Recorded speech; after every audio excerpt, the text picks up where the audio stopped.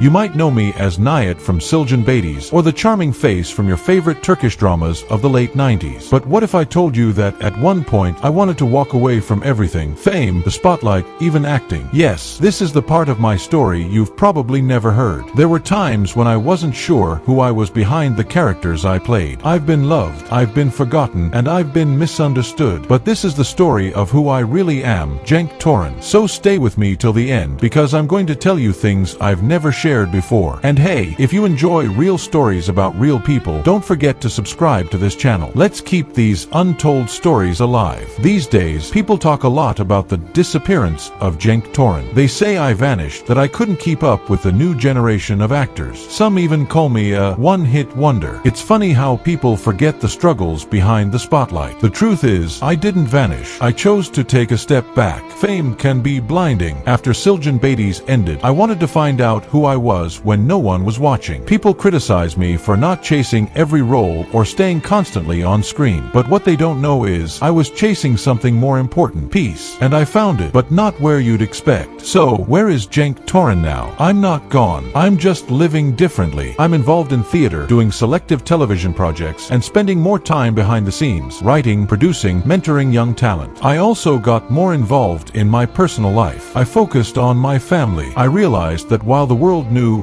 Cenk the actor, my daughter just needed Baba. I'm still creating, but now, I choose what aligns with who I've become, not who I was. Want to hear something crazy? When I was 7 years old, I got kicked out of a school play. Why? Because I couldn't stop laughing during the serious scenes. The teacher was furious, but my mom, she said, maybe this means you'll be an actor someday. Turns out, she was right. That was my first stage, and even though I failed hilariously, I knew I loved performing. Who would have thought that little boy would one day become a teen heartthrob on national TV? But let me be honest with you, my journey wasn't all red carpets and applause. There were days when I sat alone in my apartment, wondering if my career was over, especially after the early 2000s, when roles stopped coming in as easily. I was typecast. Directors saw me as just a pretty face. Worse, the media turned cold. New stars came, and I was quickly replaced. I battled depression in silence. I questioned my worth, not just as an actor, but as a person. It was hard, really hard. But then I remembered why I started. I remembered the joy of performing, not for fame, not for money, but because it made me feel alive. I took smaller roles. I returned to theater. I reinvented myself from scratch. And slowly, painfully, I rose again, not with noise, but with purpose. You might find this interesting. I never wanted to be famous. I wanted to be a painter, but life had other plans. In the early 1990s, I tagged along with a friend to an audition, just to keep him company. The casting director took one look at me and said, "You, come read this script." I laughed. I had no experience, but I did it anyway. Next thing I knew, I landed a supporting role in a drama series. That opened doors. Then came Siljan Beatties. That show changed everything. Suddenly, I was on every magazine cover. Girls screamed when they saw me on the street. I had fans across the country. I was only 22, but deep down, I knew fame could be a fragile thing. So I always tried to stay grounded. Looking back, I think I handled it well, at least as well as a young man in the spotlight can. So here I am, not just Cenk Torun the actor, but Cenk the father, the fighter, the dreamer. I've fallen, I've risen, I've walked away from things most people chase their whole lives. But through it all, I never stopped being true to myself. If there's one thing I've learned, it's this: success is not about staying in the spotlight. It's about finding your light, even in the darkest places. Thank you for listening to my story, and if you want to hear more real stories like this, don't forget to subscribe, because next time, I might just tell you the story of someone you never expected. Someone like you.